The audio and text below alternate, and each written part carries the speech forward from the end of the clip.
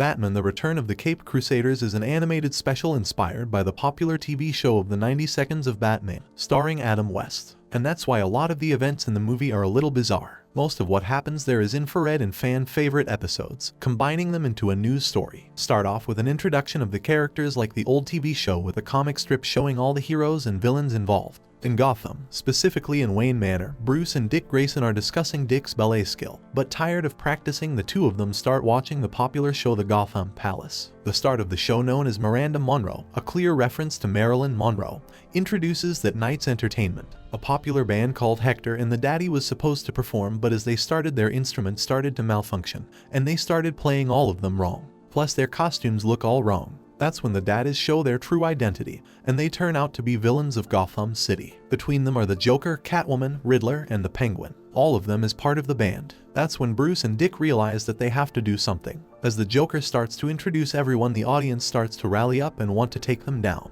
But the Joker pulled out one of his tricks, using the same guitar that he used to play, and trapped the audience with some ropes. The villains run away, but not before the Riddler throws a bomb at the crowd. The audience expected with fear as they saw the bomb about to explode, but the bomb was a joke bomb and it only came out with a message. Back at the manor, Alfred informs Bruce that the bat signal was called and they must go and help out. They come across Aunt Harriet, a friend that used to appear in the classic TV show, telling them what they are doing going out at night. The two of them then lie to the aunt, but she knows their little secrets. Alfred also appears unaware of Batman's identity but doesn't want to come across as a part of them too. Bruce and Dick then go to the special phone they have, a direct line with Commissioner Gordon. Gordon then explains the situation and then hangs up as the Caped Crusader is ready to join the fight. Dick pulls a secret lever and the bookshelf behind them moves to show a secret entrance. Just like in the TV show, the two of them slide down to the Batcave while putting on their uniforms as Batman and Robin. The two of them then hop into the Batmobile and shoot the turbine booster and head to the scene of the crime. At the Gotham Police Center, Gordons gather the possible information they have of the villains. From the scene of the crime, Batman gathered the note that Riddler left, a riddle that they must solve in order to face the villains. With a little luck, the three of them solve the puzzle and discover that the villains are going to attack a lab dedicated to total lunar eclipses. Batman and Robin then rush to the lab, but before running they assure to follow the law.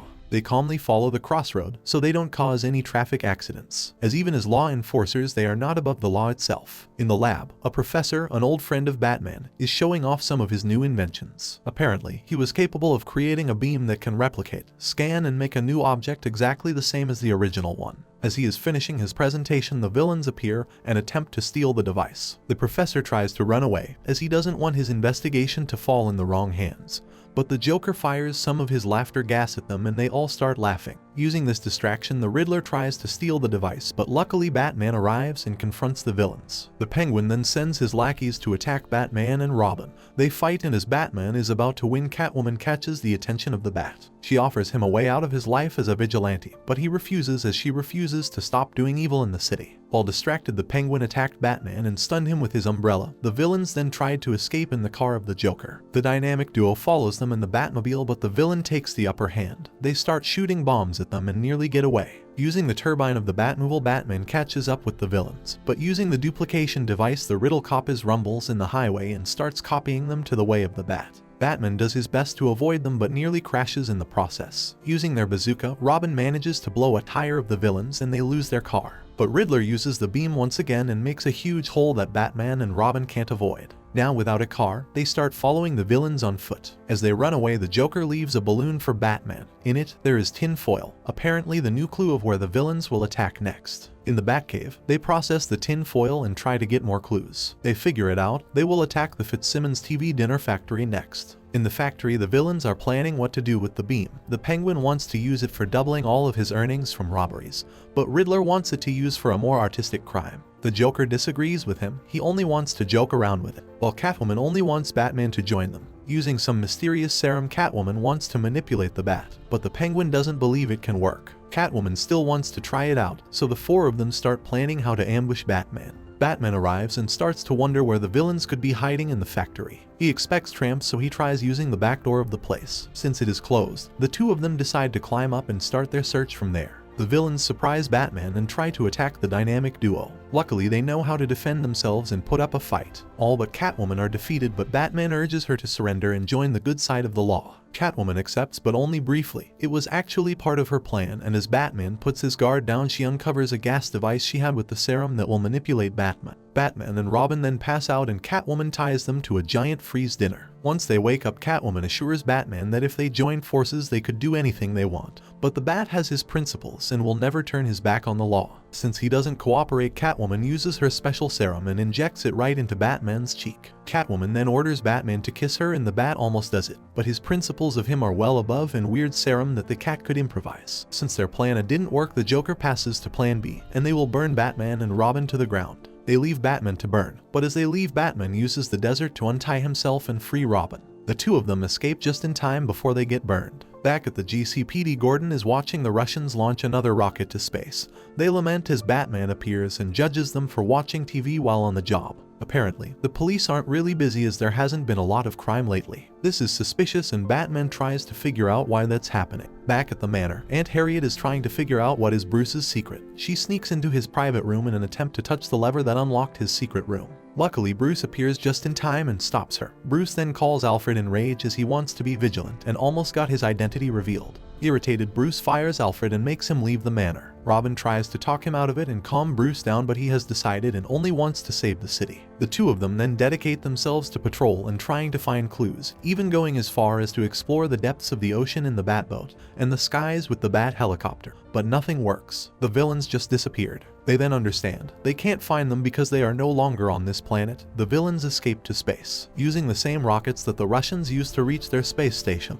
The Joker and the rest kidnapped the crew and attempted to reach the very same station. Batman then unveils his latest vehicle to fight crime, the Bat Rocket. In the space station, Penguin convinces the rest to ditch Catwoman, as she is being too soft on the Bat and could turn on them if they leave her be. The three men then try to attack her and catch her, but Catwoman is too agile and manages to blow a few punches and run away. Batman then reaches the station and with anti-gravity boots tries to find where to land. As they are about to throw Catwoman away, Batman appears and saves her from dying in outer space. Batman figures that they would turn on Catwoman, so he asks her once again to join them and the cat finally agrees. The three then go and fight the villains before they could use the station for their malicious plans. The villains can't believe that the Bat found them. The Joker is about to turn on the Riddler for giving up their location, but it wasn't him. None of them gave any clues, but they are no match to the world's greatest detective. Before they could fight, the Joker set the gravity to 0, making it hard for everyone to move. Batman tries to fight the villains in this state, but it is too hard. The combined efforts of the three villains almost defeated the Bat, but using a batarang he managed to turn the gravity back on and can now properly defeat the villains. As Batman fights, Catwoman attempts to flee in one of the escape pods. Back at Gotham, the GCPD thanks Batman for delivering back the duplicating device and saving the city. But before Gordon finishes his thanks, Batman disappears and leaves Robin behind. It all seemed too strange and Robin tried to follow him in a taxi. Batman then just appears back at the manor and watches some TV again, very unlikely of him. Bruce explained that he just didn't want to hear any more from Gordon. Bruce is acting completely unlike him, and as he shouts at Aunt Harriet, Robin confronts him. Bruce thinks he is only overreacting and dismisses Robin's advice. As Robin asks him about Alfred, Bruce gets pissed once again and throws Robin away and closes the door of the manor right in his face. Alfred, now a homeless man, is trying to get some food from the garbage bins in the city, and the commissioner back at GCPD is asking around about popular cases that need solving. He specifically needs the help of Batman, but he doesn't seem to be responding. They try to call him time and time again, but to no end. The Bat just doesn't answer. At the manor, Bruce throws the special phone of Gordon away, as he doesn't want to help out the city anymore. All across the city, crime has been flourishing, and the commissioner and chief of police are trying their best. Batman appears and tells them that they are bad at their job, and that he will be replacing them. That's when Batman uses the replicate beam to make 2 more Batmen, one for the commissioner and one for the police chief. Batman then continues cloning himself and replacing everybody around the town, from judges to bakers, and even the mayor is now Batman. Robin, now finding out about all of this, recognizes that it must all be part of Catwoman's serum that Batman previously took. He then asks for her help, and as she owns him one, she accepts. They go to the Batcave and confront Batman. He likes being evil and asks Catwoman to join him. Catwoman then uses his distraction to give Batman the antidote, but the Bat is no fool. He already took an anti-antidote, so he was immune and still evil. Robin then tries to fight Batman, but he knows his every move and defeats both Robin and Catwoman, and throws them to a fire pit. Luckily, Robin anticipated this move and sprayed both of them with anti-fire, so they survive. Robin comes up with a plan. Together they free all of the criminals and team up to fight Batman. All of the villains but Joker, Penguin, and Riddler as Catwoman still despite them. Batman now has held captive the show that he always watched, and as he wants to get the attention of everyone, he planted bombs into the TVs of all the city, and if they stop watching him they will blow up. With the help of the villain, Robin manages to win sometime, but the bats defeat them, and as he is about to win, someone offers him champagne to celebrate. He drinks it and it turns out to have the antidote in it. Batman is now back to normal and his clones discombust as they always were unstable. Everything went back to normal, but the team doesn't know who delivered the antidote. That's when Alfred appears and reveals he was the one that saved the day, until Batman realizes this was the villain's plan all along.